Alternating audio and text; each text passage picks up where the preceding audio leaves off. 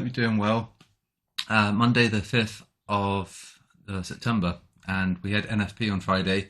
Very volatile session that we had on Friday, and we've got ECB this week. So do note that the risk calculation is off at the big picture and off at the 24-hour change. So every one person shorting indices and risk, generally speaking, there's 4 people buying, right? And normally the herd are counter trend, and they're always normally wrong with an 80% probability.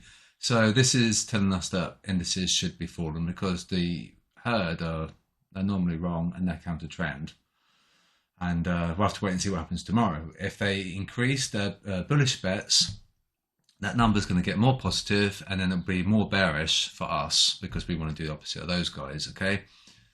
And yields fell, but I think it's because we got Labor Day in the US, and so they're suspecting a quiet session, and so the yield just fell a little bit. Do note that the 12-month is now rewarding better yield than the 2-year. So we've got an inversion here as well now. So we had an inversion over here, which we can see quite clearly, and now these are inverting, the short-dated ones. So what's going to happen is that this is going to spike, and then we're going to get a descent. Instead of like an ascension, we're going to have a descension, and then that's going to be quite risk-off, or very risk-off from a sort of bond yield perspective. So we've got an inversion here now, which is a new development. There's the indices, they're flashing red for sell because they've gone long, and euro pound flashed green because they shorted it. So that's the logic there. Dollar is very strong. Kiwi was like the one that stuck out a little bit from Friday. It did actually perform not too bad, but the rest actually performed quite poorly. And you can see the dollar is mega strong. If you look at the year, 6 months, 3 months. Pound's weakest. We've got a new Prime Minister today, so that's going to be unveiled lunchtime, and the Queen actually gets to decide who the PM is, and that's the first time that's ever happened in history.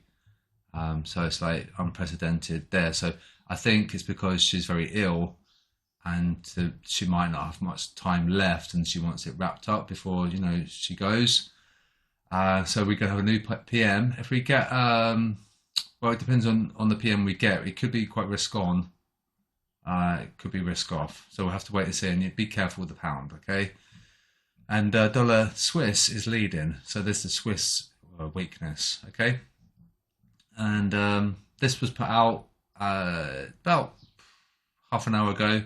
And so we'll have to wait and see for that. We're currently seeing the New Zealand dollar paying the retail guys a lot all across the board. On every Kiwi dollar cross, they're getting rewarded. So they've gone one particular way, and then they got paid since 10 p.m. last night. So that's unusual. So we should see a reversal. Okay, is how we stand now. Red is sell and green's a buy. And what we want to try and do is measure the distance over time. So if this gets higher tomorrow, the pound USD, then it's more of a sell. Okay, so if it goes to 5. More of a sell. If it goes to 6, is even more of a sell. If it goes to 8 and 10, it's going to be very skewed, and then it'll be right for more downside. However, if we go this way tomorrow, then it could indicate a reversal, and these guys got stopped out. And there's lots of bearish stuff going on with the pound right now, talking about parity. And the trouble is, fundamentally, we've got a lot of political uncertainty as well, and we could potentially have a new king and a new Prime Minister in a short space of time. Sideways and S&P, there isn't anything to say there. Nothing at all. And I'll do a 3-minute video after this video just to summarize how we have, how things have changed since, because this is like done an hour ago. So it's sideways. And potentially we could make a risky buy for the German 30 if they short it. But you can see how the moving average line is very sideways. It's incredibly sideways. Gold, see they've gone long ever so slightly. It had changed since because sentiment is very flippant and it changes a lot. But they did actually buy it against the 21 moving average. Just a rough diagonal I drew just because it had a few respects. You could probably argue maybe 6-7 respects there. So it's quite a strong one. Technically, due for a short potentially. And sentimentally, it is a sell because they bought it against the 21 moving average. So not only was it a sell at the high level, but they've gone long. So it's added to that bias, right? So that's the two things you need to get to agree. That's important. Liquidity targets, largest mover was dollar CAD. However, we've got a mismatch. So we've got green and red, so that's not ideal. And the largest SLC, so stop loss cluster, is AU, and it's there, and it's very large. Okay, so we probably might get that this week, I'd imagine, and we'll have to wait and see what happens there. Sell, sell, sell for Aussie, and we've got a large liquidity area below. All right.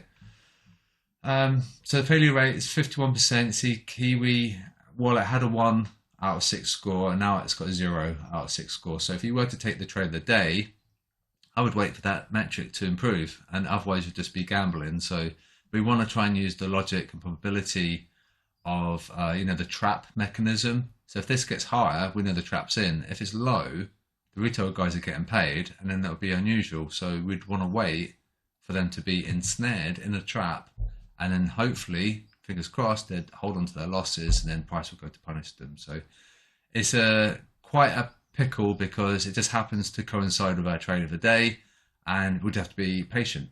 So wait for that to improve. Okay, so check your spreadsheet and wait for that metric to get higher. Wait for 3 out of 6 potentially, or even better 4 out of 6. But 1 or 0 is just watch, sit on your hands.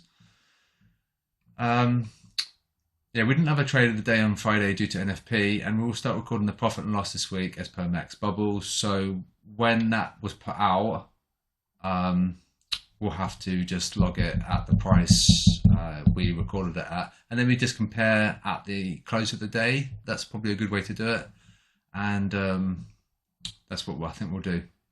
Still, technically, we're quite extreme, and that's been unchanged for, I think, since Wednesday. I think.